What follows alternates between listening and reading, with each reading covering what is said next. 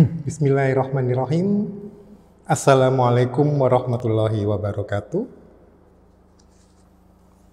Alhamdulillahirrabbilalamin. Wassalatu wassalam ala asrofil anbiya'i wal mursalin wa ala alihi wa sahbihi ajma'in, amma ba'd. Alhamdulillah, pagi hari ini kita bertemu lagi di dalam pelajaran bahasa Indonesia di kelas 7A.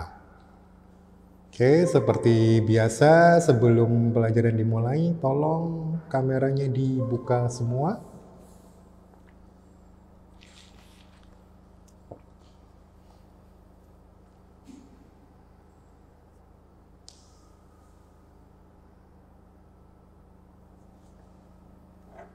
Ya.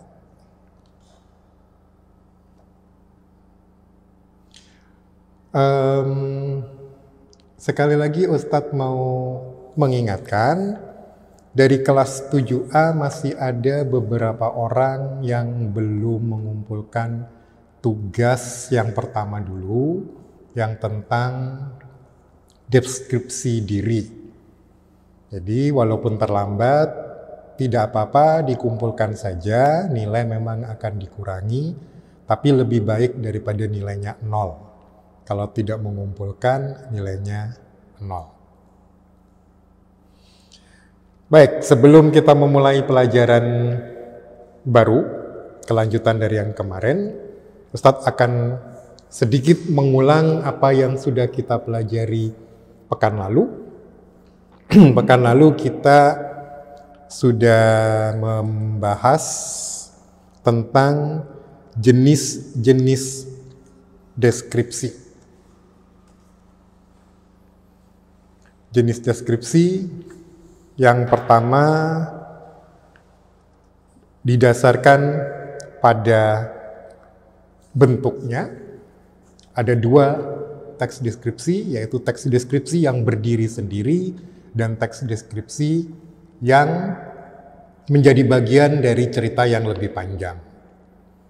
Kemudian pembagian yang kedua dari teks deskripsi adalah berdasarkan cara mendeskripsikan objeknya. Di sini deskripsi dibagi menjadi 2 juga. Yang pertama adalah deskripsi eksplanatori dan yang kedua adalah deskripsi sugesti. Deskripsi eksplanatori, cara menggambarkan objeknya yaitu dengan menuliskan hal-hal yang merupakan kenyataan. Apa yang dilihat dan apa yang diamati. Sedangkan deskripsi sugesti itu cara penulisannya dengan memasukkan pendapat dan penafsiran serta perasaan dari penulisnya.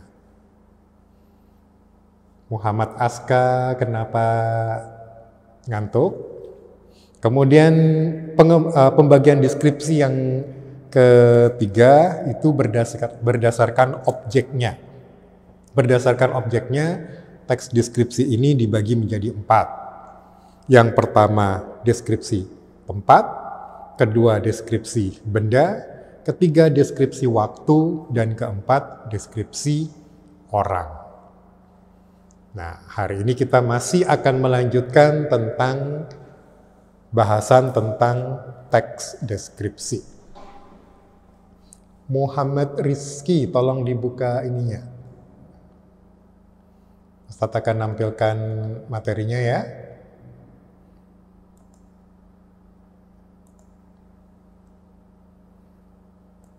Ini kemarin sudah contoh teks deskripsi sugesti.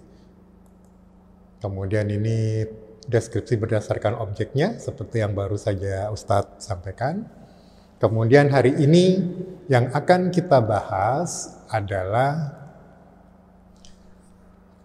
ciri teks deskripsi dari segi bahasa. Sekali lagi jangan dicatat dulu, didengarkan saja penjelasan Ustadz dan ini di buku paket ada. Jadi di buku paketnya ada, nanti kalau ada keterlambatan dalam mencatat bisa dilihat di buku paketnya, atau bisa juga nanti ditonton lagi video rekaman pelajaran hari ini melalui YouTube.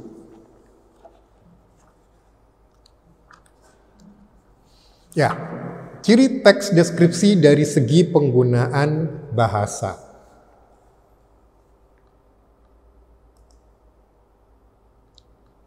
Sebentar. Yang pertama, di dalam teks deskripsi itu ada beberapa kata khusus untuk mengkonkretkan, membuat sesuatu menjadi nyata. Contohnya warna itu dirinci. Kayak kemarin bahasan tentang si Kenzi. Dia mendeskripsikan Kenzi dengan memerinci warnanya. Hitamnya di bagian mana, putihnya di bagian mana, coklatnya di bagian mana. Jadi kalau ada merah disebutkan merahnya di mana. Kalau ada kuning, kuningnya di mana. Kalau ada hijau, hijaunya di mana. Terus kata-kata khusus yang lain selain warna adalah bentuk. Kotak, bulat, segitiga, atau ukuran. Mata Kenzi sedang, tidak besar, tidak kecil. Nah, itu ciri bahasa yang pertama karena kita ingin memberikan gambaran yang nyata kepada pembaca. Jadi kita menggunakan kata-kata khusus yang bisa dibayangkan oleh pembaca. Oke, ciri yang kedua, menggunakan kalimat rincian untuk mengkonkretkan. Kalau yang pertama menggunakan kata-kata khusus, kalau yang kedua kalimatnya rinci supaya bahasannya nyata. Contoh di sini, ibuku orang yang sangat baik. Nah, baik saja itu berbeda penangkapan setiap orang. Makanya di sini dirinci. Dia berusaha menolong semua orang. Jadi baiknya itu menolong semua orang. Dia ramah dan tutur katanya lembut kepada siapa saja. Berarti pembaca tahu, oh kebaikan ibu itu ditampilkan dengan menolong semua orang, ramah, dan tutur katanya lembut. Karena mungkin baik menurut orang lain itu belum tentu sama dengan baik seperti ibu ini. Misalkan Ustadz bisa memerincikan, saya punya seorang teman yang sangat baik. Namanya Adi. Kebaikan Adi ditunjukkan dengan cara dia suka mentraktir teman-temannya. Selain itu, Adi juga suka memberi hadiah ke teman-temannya. Nah, ini baik juga, tapi kebaikan Adi dengan kebaikan ibu beda. Paham ya? Yang ketiga, ciri bahasanya itu menggunakan kata sinonim dengan emosi kuat. Jadi di dalam deskripsi, terutama yang deskripsi sugesti, itu kata-kata yang dipilih kata-kata yang mengandung emosi kuat. Contohnya di sini indah. Kalau dalam deskripsi indah tidak hanya ditulis indah, tapi menggunakan sinonim. Sinonim itu padanan kata, kata-kata yang mempunyai kata-kata yang lain tapi mempunyai arti yang sama.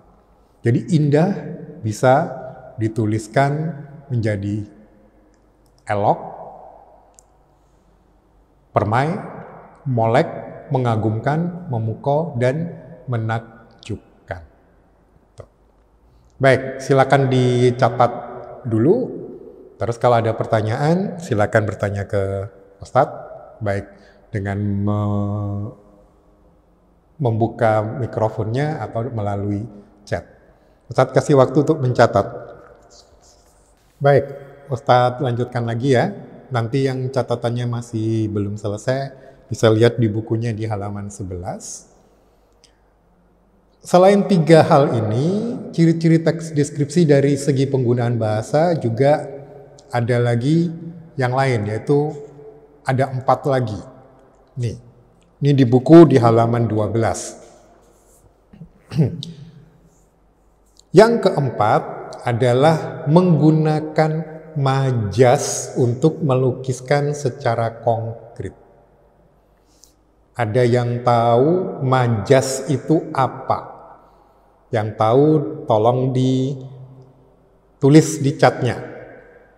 Yang bisa menjawab dengan benar, Ustadz kasih tambahan nilai. Apa itu majas?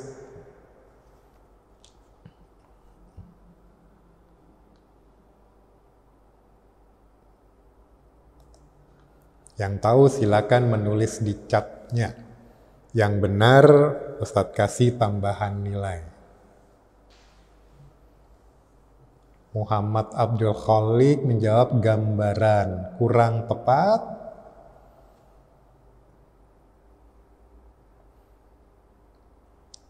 Ahmad Faisal hiasan juga kurang tepat.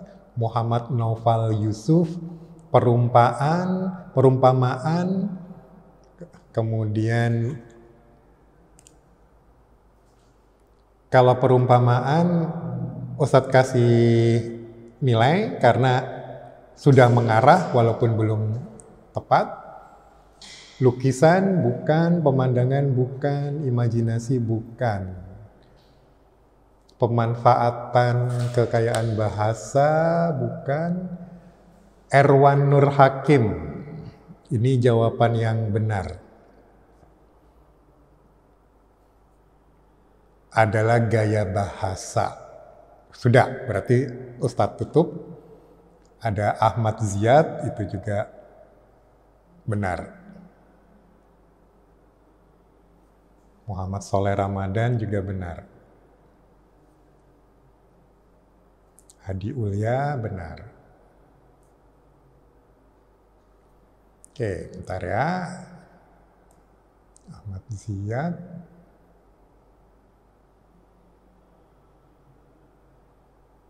Erwan Nur Hakim.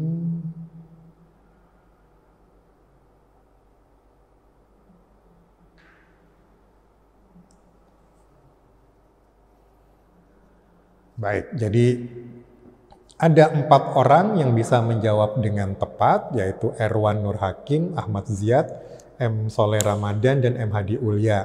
Sedangkan M. Naufal Yusuf setengah benar, jadi nilainya nanti Ustadz kasih nilai setengah dari yang lainnya. Baik. Majas itu adalah gaya bahasa. Insya Allah nanti ada pembahasan sendiri tentang majas. Salah satu bentuk majas, pembagian majas adalah majas perumpamaan. Makanya tadi M. Naufal Ustadz kasih nilai karena salah satu jenis majas adalah majas perumpamaan. Jadi majas adalah gaya bahasa yang digunakan oleh penulis untuk mengungkapkan emosinya, memberikan perasaan pada tulisannya. Di sini, di dalam deskripsi, banyak ditemui majas. Contohnya, pasir pantai lembut seperti bedak bayi. Ini perumpamaan. Jadi pasir pantai diumpamakan seperti bedak bayi. Hamparan laut biru Toska seperti permadani indah yang terbentang luas. Ini juga majas perumpamaan. Kemudian yang ketiga, angin pantai dengan lembut mengelus wajah kita. Majas ini mengumpamakan angin pantai dengan sifat manusia. Karena yang bisa mengelus wajah itu manusia, tapi di sini angin pantai yang mengelus wajah. Jadi angin pantai diibaratkan seolah-olah seperti sifat manusia. Ini nanti disebut personifikasi. Itu majas. Kemudian yang berikutnya adalah menggunakan kalimat rincian. Kayak tadi, warna dirinci, terumbu karang berwarna-warni. Ada terumbu karang oranye, abu-abu, hijau muda. Jadi semuanya dirinci. Kalau tadi Ustadz sudah bilang tentang kucing yang kemarin dibahas, kucing saya berwarna hitam. Tetapi ada belang warna putih di bagian mulutnya dan di bagian kakinya. Ada juga belang warna kuning di bagian ekornya. Jadi orang bisa membayangkan dengan secara nyata. Yang ini berkaitan juga dengan poin yang berikutnya, menggunakan bahasa sehingga pembaca seolah-olah melihat, mendengar, dan merasakan apa yang dideskripsikan. Caranya tadi dengan menggunakan kalimat rinci. Jadi seolah-olah pembaca ini bisa melihat, mendengar, dan merasakan apa yang dideskripsikan. Contohnya, tadi malam terjadi badai di kotaku. Angin berhembus sangat kencang, suaranya menderu-deru. Petir menggelegar, dan petir juga menyambar sampai ke tanah. Ada sebuah pohon yang tersambar petir sehingga tumbang. Brak! Nah, dengan memberi suara itu, kita memberikan bayangan kepada pembaca tentang bagaimana suara pohon tumbang itu. Baik, Ustadz lanjutkan. Yang terakhir dari segi bahasa, teks deskripsi memunculkan kata ganti orang.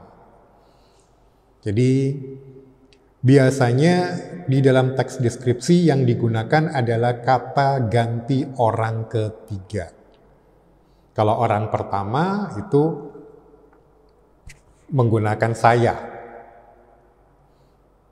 Kemudian kalau kedua kamu, ketiga dia. Makanya di sini karena kata ganti orang ketiga, contohnya yang dipakai kucingku, ibuku, tempat wisata ini. Karena kita berbicara tentang orang lain, tentang benda lain, bukan tentang diri kita, juga bukan tentang orang yang kita ajak bicara, tapi orang ketiga. Makanya di dalam teks deskripsi memunculkan kata ganti orang, khususnya kata ganti orang ketiga. Baik, silakan dicatat, kemudian yang mau bertanya silakan bertanya. Ustadz beri waktu untuk mencatat. Baik, Ustadz lanjutkan ya. Untuk memudahkan kalian untuk lebih memahami apa yang sudah dijelaskan, ini coba dibuka buku paketnya di halaman 21. Dibuka buku paket di halaman 21.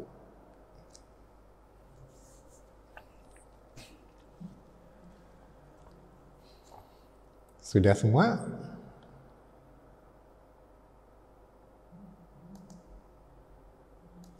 Halaman 21. Itu sama seperti yang ditampilkan di layar. Menelaah penggunaan bahasa pada teks deskripsi. Tadi Ustadz sudah menjelaskan juga bahwa di dalam teks deskripsi itu menggunakan kalimat perincian untuk mengkonkretkan, membuat lebih nyata. Contohnya di sini kalimatnya adalah ibuku orang yang sangat baik. Nah, baik ini dirincikan seperti di Sini, dia berusaha menolong semua orang. Dia ramah dan tutur katanya lembut kepada siapa saja. Yang di halaman berikutnya, halaman 22, tuh bisa dilihat. Koral di Laut Karimun Jawa beraneka bentuk dan warna sehingga membentuk pemandangan yang begitu indah. Di buku paketnya dibuka, halaman 22. Nah, kalimat ini tadi dirinci bagaimana rangkaian koral di Laut Karimun Jawa. Itu contohnya. Paham ya di sini? Kemudian yang kedua, penggunaan kalimat yang menggunakan cerapan panca indera. Di buku kalian di halaman 22. Di halaman 22. Nah, ini contoh bagaimana kalimat yang bertujuan untuk memuaskan indera penglihatan kita. Kan tadi panca indera, nah di sini seolah-olah kita melihat panca indera. Di sini dirincikan pantai panjang dengan pasir putih. Nah, kita bisa membayangkan panjangnya pantai dan pasirnya yang putih. Kemudian air jernih dengan buih-buih kecil. Ini juga kita seolah-olah melihat kejernihan air dengan adanya buih-buih kecil karena ombak yang datang. Kemudian bukit hijau menjadi latar pantai. Jadi di belakang pantai ada bukit yang berwarna hijau. Ini untuk memberi gambaran kepada indera penglihatan kita. Yang kedua di sini adalah tentang indera pendengaran kita. Jadi seolah-olah kita mendengar. Contohnya di sini, debur ombak pantai terdengar berirama. Jadi dirincikan suara ombaknya seperti berirama deburannya, berarti teratur. Jadi seolah-olah kita mendengar. Kalau indera perasa atau di sini indera peraba untuk merasakan, itu contohnya udara sangat terasa segar. Kita bisa membayangkan segarnya udara. Yang masih kosong, ini nanti merupakan tugasnya. Yang masih kosong ini kalian cari kalimat yang menggunakan cerapan panca indera yang membuat pembaca seolah mendengar dan seolah merasakan nanti di teks yang ada di buku. Ini masih pagi sudah banyak yang menguap. Kenapa? Muhammad Fadli kameranya terbalik. HP-nya terbalik gitu, jadi bisa diputar. Jazakallah khairan. Nah, kelihatan pampannya kalau gini. Kalau tadi terbalik. Baik, tidak usah dicatat, ini nanti dijadikan tugasnya.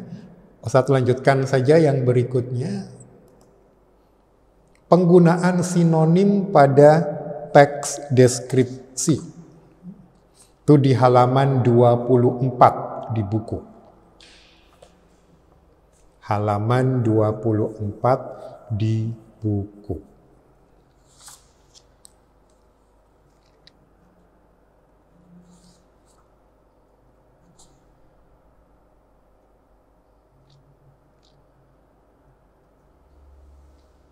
Sudah? Nah, di sini dituliskan kata-kata indah digunakan sinonim elok, permai, dan molek. Nanti kalian cari kalimat pada teksnya yang menggunakan elok, permai, atau molek. Kemudian ada kata mengherankan. Tapi supaya emosinya lebih kuat, digunakan sinonim mengagumkan, memukau, atau fantastis. Nanti kalian cari kalimatnya pada teks. Kemudian kalian cari kata-kata lain yang menggunakan sinonimnya dan juga cari kalimatnya pada teks. Ini nanti juga jadi tugasnya. Penggunaan sinonim pada teks deskripsi. Yang berikutnya ada contoh penggunaan kata khusus. Kata umum ini tadi sama, indah. Kata khususnya ini elok, molek, cantik, menawan, dan lain-lain. Kata umumnya melihat, tapi yang digunakan kata khusus menonton, menyaksikan, memandang, mengamati, dan memerhatikan. Hewan peliharaan, kata khususnya ada kucing, anjing, kelinci, marmut, hamster, dan lain-lain. Itu seperti contoh-contohnya ini nanti bisa dibaca sendiri. Ini tidak menjadi tugas karena tidak ada yang diisi di sini. Kemudian yang berikutnya yaitu penggunaan majas. Ini di bukunya di halaman 26 dan 27. Jadi nanti dicari kalimat-kalimat yang menggunakan majas yang memberi sifat manusia kepada benda atau personifikasi. Seperti ini tadi, angin laut mengelus wajah. Angin diibaratkan seperti manusia, bisa mengelus wajah. Nah, ini nanti juga menjadi tugasnya. Tugasnya bisa dikerjakan dari sekarang. Nanti pengumpulannya bisa nanti kalau tidak selesai. Apa yang menjadi tugas? Ini. Melengkapi tabel di halaman 22, 24, dan 26.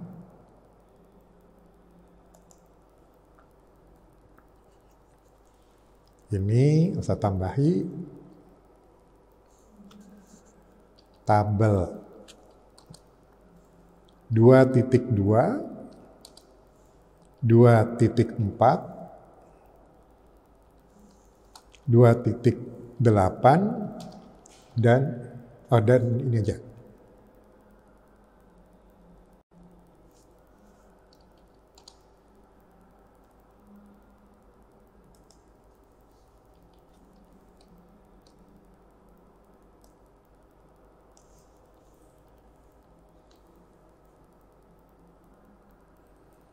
Jadi melengkapi tabel di halaman 22, 24, dan 26 yaitu tabel 2.3, 2.4, dan 2.8. 3 tabel saja dengan melihat informasi yang ada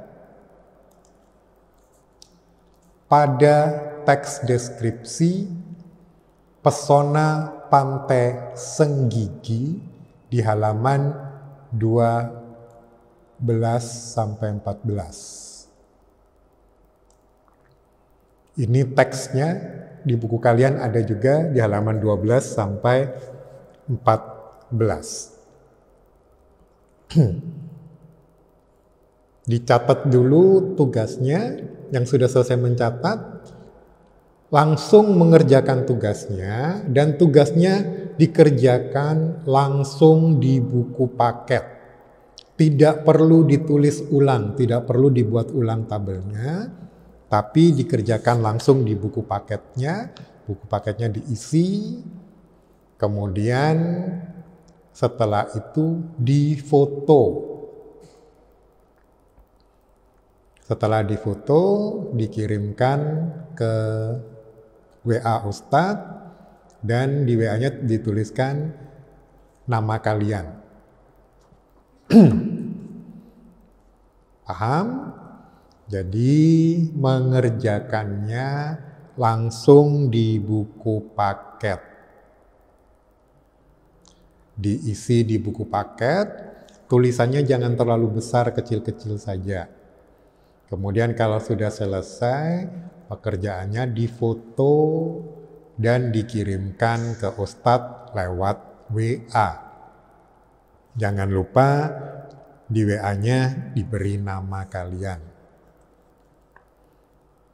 Tugasnya melengkapi tabel 2.3, 2.4, dan 2.8 di halaman 22, 24, dan 26 dengan melihat informasi yang ada pada teks deskripsi pesona Pantai Senggigi di halaman 12 sampai 14. Ini masih ada waktu kurang lebih 15 menit, bisa langsung dipakai untuk mengerjakan, atau kalau ada yang masih belum paham, silakan bertanya.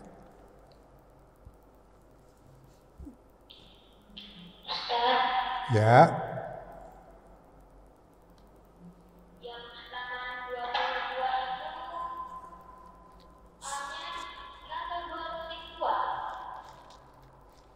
Yang halaman 22 itu 2.2, tabel 2.2. Jadi di halaman 22 dan ada kelanjutannya di halaman 23. Tuh. Ada lagi yang bertanya? Ada yang bertanya kapan terakhir mengumpul? Terakhir mengumpulnya Ustadz beri waktu, karena ini cepat saja dan ini dikerjakan di kelas, coba dilanjutkan di rumah besok. Jadi terakhir besok sore jam 3. Besok sore jam 3. Ada lagi yang mau bertanya? Ya, silakan. Tugasnya itu 2.4 ya Ustaz. Tugasnya 2.2 di halaman 22, kemudian 2.4 di halaman 24, dan 2.8 di halaman 26.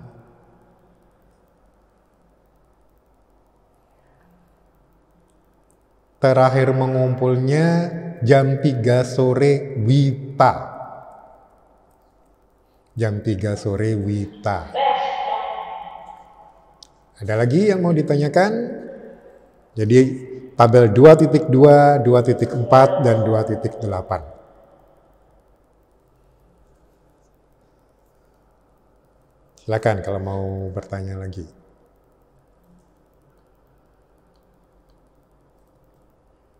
Mungkin yang ini tadi dicatat. Itu di halaman 26. Kenapa? Ya, Faisal? Di halaman 2.8 itu tabelnya 1 sampai 1 sampai 5. Sama seperti tabel yang ada. Tabel 2.8 itu 1 sampai 5.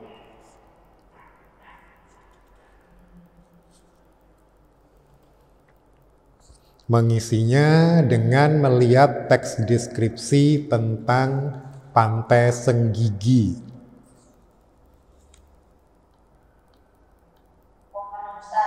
Ya. Tolong diulang. Nulisnya terserah, mau pakai pensil boleh, pakai ballpoint juga boleh, tapi jangan pakai kapur ya.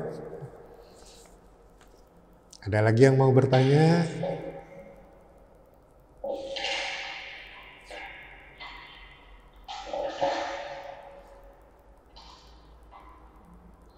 Ada yang mau bertanya?